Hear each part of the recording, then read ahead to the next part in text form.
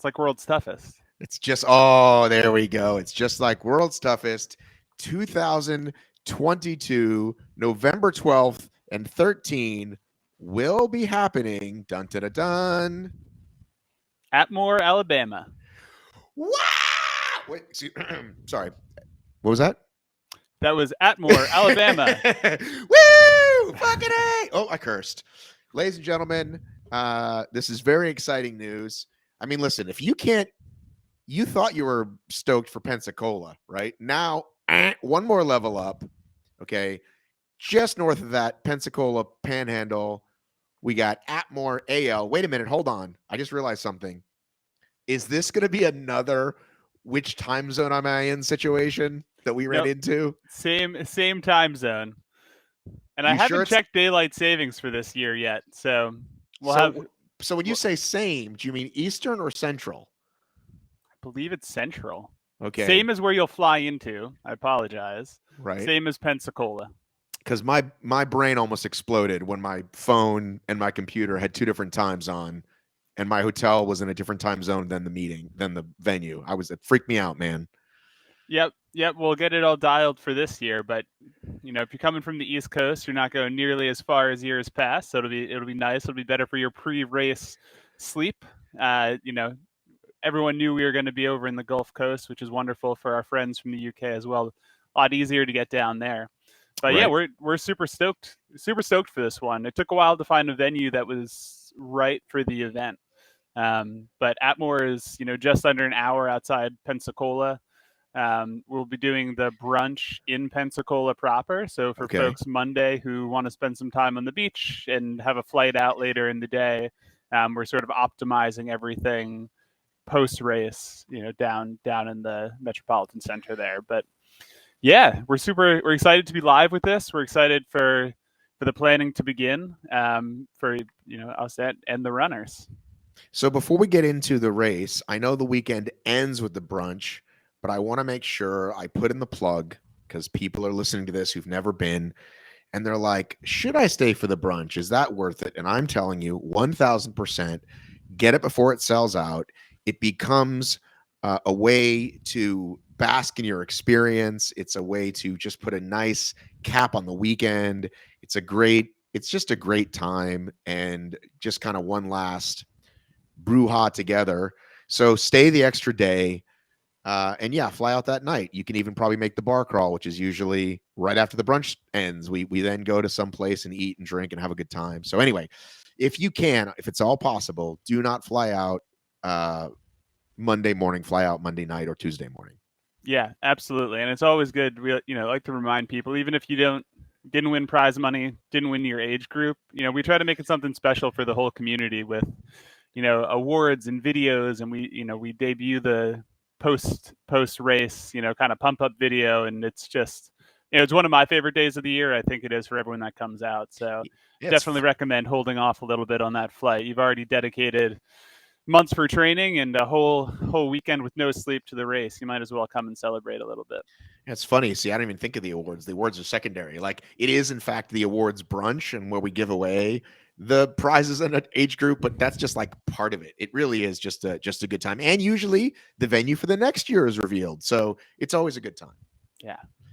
I'm with you, Matt. So what can you tell us? Does the venue have a name, or is it just a spot, a GPS coordinates you'll be sending all of us? It'll have a street address. It doesn't have a big banner flashy name on it. But the reason we're going there is we had been doing a broader search in the whole Gulf Coast area to find a venue that was a little bit more diverse for what we were going for, had the space for World's Toughest, but also to make it interesting. We've been to the desert many times. We've bounced around. We've been in Atlanta. Obviously, we used to be in New Jersey, and for the customers that are coming out every single year and racking up laps and going round and round and round, at some point you want to see something different. So we found a really good one, down there. I'm happy to talk a little bit about the train and what folks can expect as well. I know that's people are chomping at the bit to know how to train and what to expect, if it's going to be Georgia mud or sand pits or what they've got. So happy to give a little bit of insight there. So it's quite cool. It's a lot of woodlands, lots of pine trees on this venue. You're not going to see insane vertical gains, during the course of a lap, but they're rolling hills the whole time. So it's going to be one of those slow burners where you're a little up, a little down, a little up, a little down the whole time. Lots of trail sections, some natural water on course. It'll have a little bit of slop here and there, but you're not going to be trekking through clay like we do in Georgia. How would you compare it? Because that's what Bucharest's like, right? Just some rolling stuff. That's what a lot of venues in Georgia are like. Maybe even did the Carolina have some of those up and downs too? The Carolina toughers? I don't remember. Generally, yeah, there's a little something here and there. So I wouldn't say it's a big climbers course, but it'll pay off to hit some hill repeats when you're training up for this. It's the type of hill that to run a lap or two, you probably won't think much about elevation. Late in the day, Sunday morning when you've been doing it nonstop, you'll feel the climbs. Right. And nothing out of the ordinary in terms of 5-mile laps. And what do you typically have? 25 obstacles? What's the usual?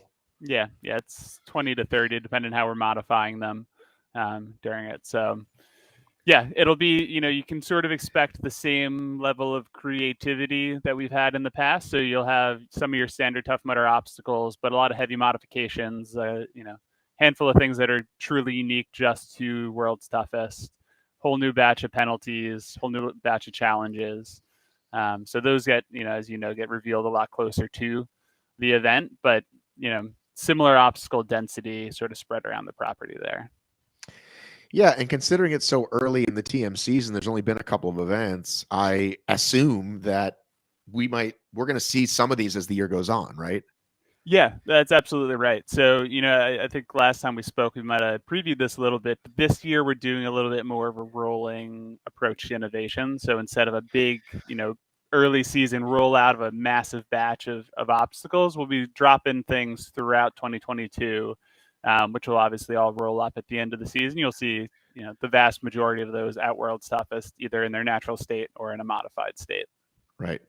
I'm not sure if the website has been updated or if you've revealed this, but will prize money for elite contenders be the same as last year?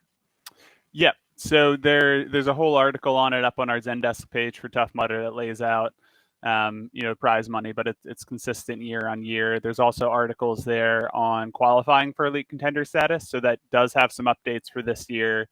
We'd rolled that out a little earlier in 2022, but there's qualifying standards for male, female, different event, event distances within our portfolio, several events within the Spartan portfolio, as well as masters qualifications cutoffs for many of those events. So was that there before? I'm peeking at it now on the Zendesk. Was this all there before?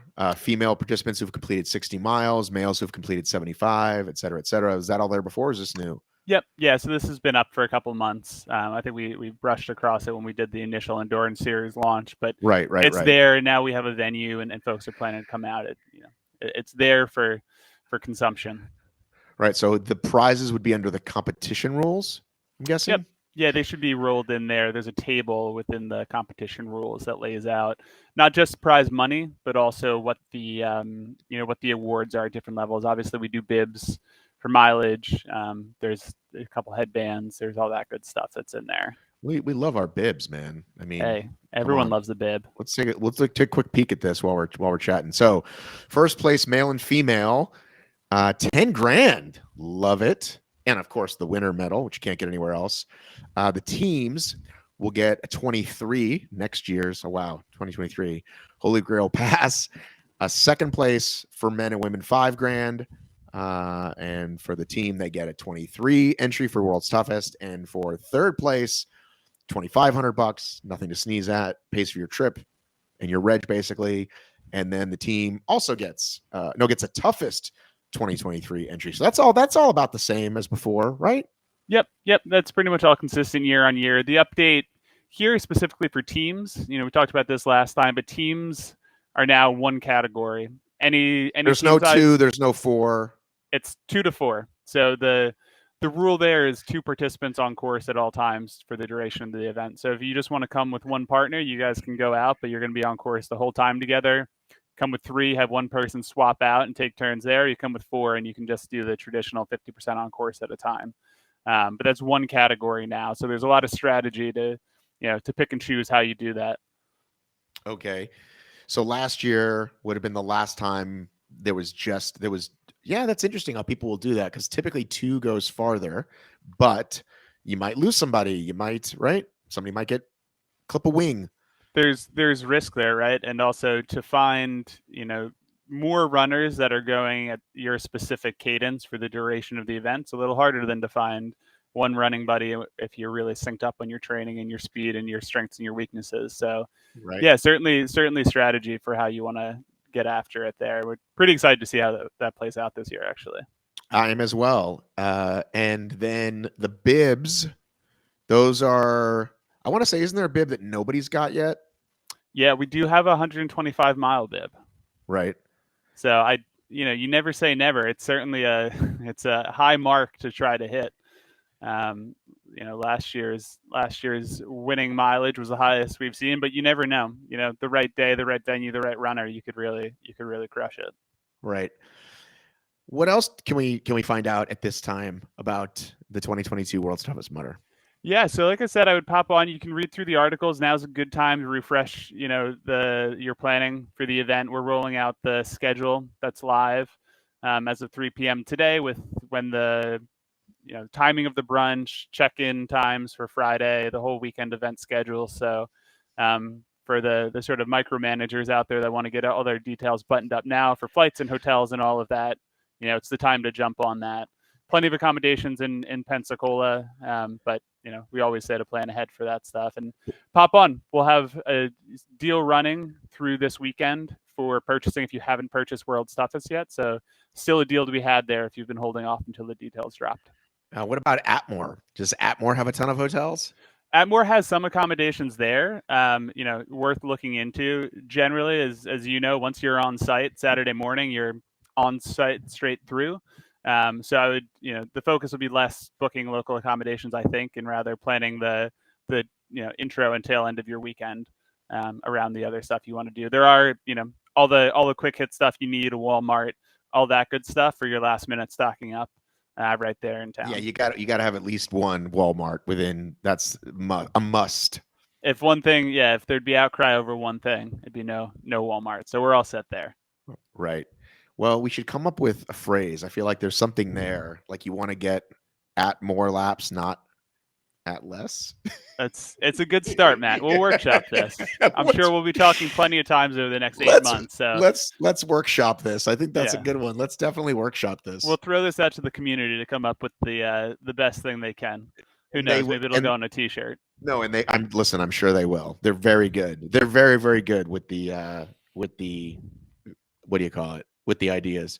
Well, that's probably all you can tell us for now. I mean, like I said, we have talked a little bit about this on previous shows, and the rules have kind of stayed the same in terms of, Golden Carabiners is only for open, for those of us that are doing it for funsies. Not that you can't push yourself, obviously, as an open racer, but elite contenders they'll have the bypass, right? The 5 every 5 once you hit 25. Correct.